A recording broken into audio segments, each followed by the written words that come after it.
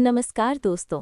आज की मैं कहानी बताने जा रहा हूँ। ये कहानी मेरे ही गांव की है, जो कि मेरे घर के बगल वाले घर के बीत रही थी। आज वो मैं आपके सामने बताने जा रहा हूँ। एक सच्ची घटना से प्रेरित है। सब लोग ये सोचते हैं ऐसी कहानी कार्टून और छोटी होती है। ज़रूरी नहीं, कुछ कहानियाँ सच्ची और सही भी होती हैं। ये उनमें से एक है, ऐसी कहानी जो शायद कभी किसी ने समझा ही नहीं। हम कहानी पर आते हैं। ये कहानी किसी कल्पना की उपज नहीं, बल्कि उन अनसुलझी और खौफनाक घटनाओं का दस्तावेज है जिसने एक हंसते खेलते परिवार को राख के ढेर में बदल दिया। इसकी शुरुआत होती है सन 1887 से। वो साल जो कैलेंडर में तो बाकी बरसों जैसा ही था, पर उस घर की दीवारों के पीछे कुछ ऐसा पनप रहा था जिसे शब्दों में बांधना मुमकिन नहीं। गांव का वो साधारण सा परिवार जहां मेहनत ही इबादत थी। 5 बेटे, एक बेटी और माता पिता। पिता पैर से थोड़े विकलांग जरूर थे, लेकिन उनके हौसले और बेटों की मेहनत ने घर में कभी तंगी नहीं आने दी।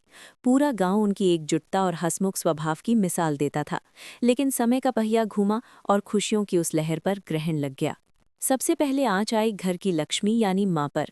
उन्हें खाने पीने में तकलीफ होने लगी, पेट में सूजन बढ़ गई। ग्रामीण परिवेश में लोग इसे अक्सर मामूली गैस या बदहजमी समझकर टाल देते हैं, और यहाँ भी वही हुआ। पर वो कोई साधारण बीमारी नहीं, कैंसर था। इलाज के तमाम प्रयासों के बाद भी उन्हें बचाया नहीं जा सका। माँ की अचानक मृत्यु ने पूरे घर को सन्न कर दिया। विकलांग पिता और जवान बच्चों के लिए ये किसी वज्रपात से कम न था। सिलसिला शुरू हुआ। अभी माँ की मौत को जुमा जुमा 2 महीने ही बीते थे कि कुदरत ने अपना दूसरा भयानक रूप दिखाया। एक रात आसमान फटा। भीषण आंधी तूफान और मूसलाधार बारिश ने गांव को घेर लिया। सब अपने घरों में दुबके थे। तभी उस अभागे घर की एक दीवार भरभरा कर गिर गई। इस हादसे ने एक बेटे की जान ले ली और दूसरा गंभीर रूप से घायल हो गया। अब गांव वालों को लगने लगा कि ये सिर्फ इत्तेफाक नहीं है। घर के सबसे छोटे बेटे पर इसका गहरा असर पड़ा। उसे अपनी मृत माँ और भाई दिखाई देने लगे। वो गलियों में पागलों की तरह दौड़ता और चिल्लाता, माँ मुझे बुला रही है, मेरा भाई पुकार रहा है, मुझे उनके पास जाना है। लोग इसे सदमे से उपजा मानसिक संतुलन का बिगड़ना कह रहे थे, पर सच कुछ और ही था। एक रात वो अचानक बिस्तर पर तड़पने लगा, चिल्लाया कि वे लोग आ गए हैं, और देखते ही देखते उसके दिमाग की नसें फट गईं। उसकी मौके पर ही मौत हो गई। एक मानसिक रोगी की इस तरह शारीरिक मृत्यु होना सबको अचरज में डाल गया। 1.5 साल के भीतर परिवार आधा रह गया था। खौफ अब साए की तरह उनके साथ चलने लगा। माँ और भाइयों की मौत के 1 साल बाद एक बेटा गंगा स्नान के लिए गया। वहां उसका पैर फिसला और वो गंगा की लहरों में समा गया। गांव वालों ने उन्हें तांत्रिक की मदद लेने की सलाह दी, पर उन्होंने नियति समझकर इसे टाल दिया। 6 महीने बाद बचे हुए दोनों भाइयों ने जीवन को पटरी पर लाने की कोशिश की। सावन का महीना था। वे गोला गोकर्णनाथ महादेव को जल चढ़ाने के लिए अपनी कांवड़ सजा रहे थे। अचानक एक भाई को हल्का बुखार महसूस हुआ। उसने कहा, मैं दवा लेकर आता हूँ, फिर सुबह जल्दी जल भरने निकलेंगे। उसने दवा खाई और सो गया। सुबह जब उसे उठाने की कोशिश की गई तो वो नींद में ही दम तोड़ चुका था।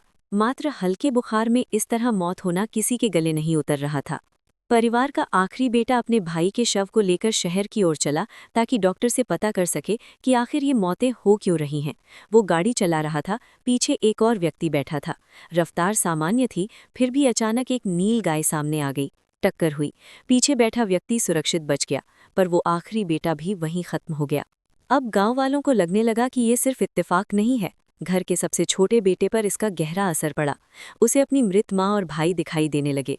वो गलियों में पागलों की तरह दौड़ता और चिल्लाता, माँ मुझे बुला रही है, मेरा भाई पुकार रहा है, मुझे उनके पास जाना है। लोग इसे सदमे से उपजा मानसिक संतुलन का बिगड़ना कह रहे थे, पर सच कुछ और ही था। एक रात वो अचानक बिस्तर पर तड़पने लगा, चिल्लाया कि वे लोग आ गए हैं, और देखते ही देखते उसके दिमाग की नसें फट गईं। उसकी मौके पर ही मौत हो गई। एक मानसिक रोगी की इस तरह शारीरिक मृत्यु होना सबको अचरज में डाल गया। 1.5 साल के भीतर परिवार आधा रह गया था। खौफ अब साए की तरह उनके साथ चलने लगा। माँ और भाइयों की मौत के 1 साल बाद एक बेटा गंगा स्नान के लिए गया। वहां उसका पैर फिसला और वो गंगा की लहरों में समा गया। गांव वालों ने उन्हें तांत्रिक की मदद लेने की सलाह दी, पर उन्होंने नियति समझकर इसे टाल दिया। 6 महीने बाद बचे हुए दोनों भाइयों ने जीवन को पटरी पर लाने की कोशिश की। सावन का महीना था। वे गोला गोकर्णनाथ महादेव को जल चढ़ाने के लिए अपनी कांवड़ सजा रहे थे।